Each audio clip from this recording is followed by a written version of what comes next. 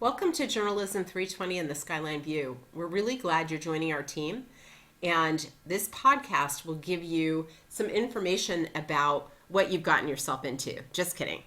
You probably have a lot of questions about how the whole thing works and what it will be expected of you as a reporter or a photographer or multimedia reporter or whatever role you choose to be on the paper.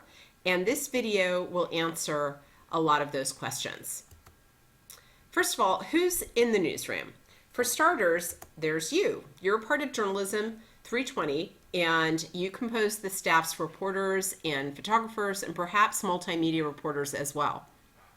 But there are other people who've been here a bit longer. There's Journalism 330 students who are editors for the first time. Last semester they were 320 students just like you, and now they're trying their hand at being editors. There are also 340 students. These students have been editors for a semester already and now are also going to be helping to train the rest of the class.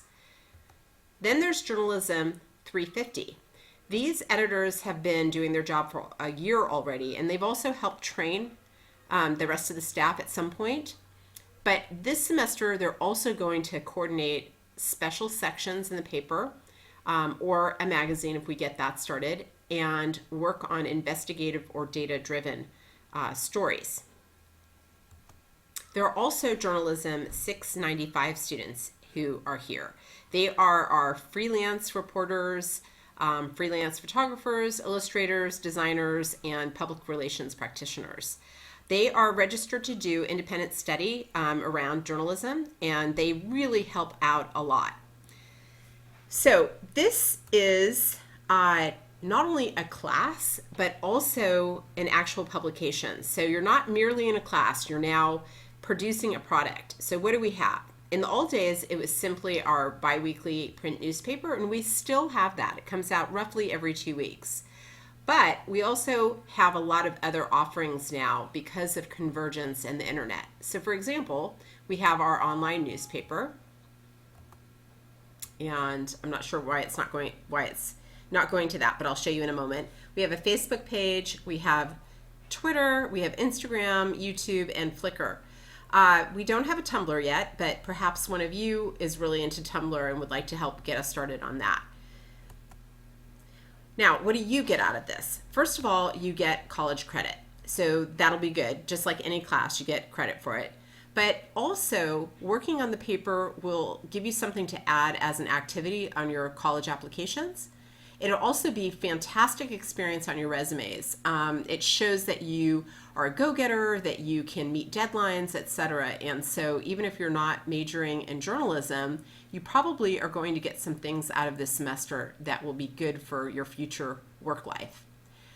You will leave the semester with a portfolio, an electronic portfolio that, particularly if you want to be a writer or get an internship in journalism, will be useful for that. But the portfolio is just a nice thing to have to show others you're writing. And so many different professions these days want to see that you can communicate and can write. So I think that'll be useful for you no matter what.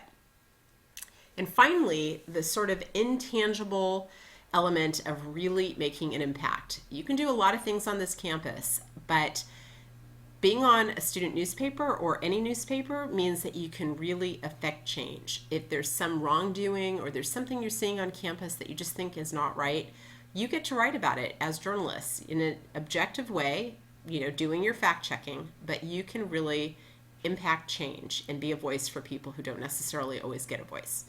So I hope you have a great semester. Where you're probably wondering, what do you do during the course of the semesters? You're going to sign up for something called Kamiak, and you will get your assignments and edit them and turn them in through Kamiak. You won't edit them, actually. You can, what I meant to say is you'll be doing drafts through Kamiak, and then your editors will edit them and publish them through Kamiak to our website. Work with your editors if you need help. They're there to help you figure out who to talk to, maybe how to focus your story, etc. And you can definitely come see me for additional coaching. And then finally, check out our online resources on web access. I've given you lots of training resources, including this training series of videos. Okay, so we're really looking forward to working with you this semester, and I hope it's a terrific experience for you.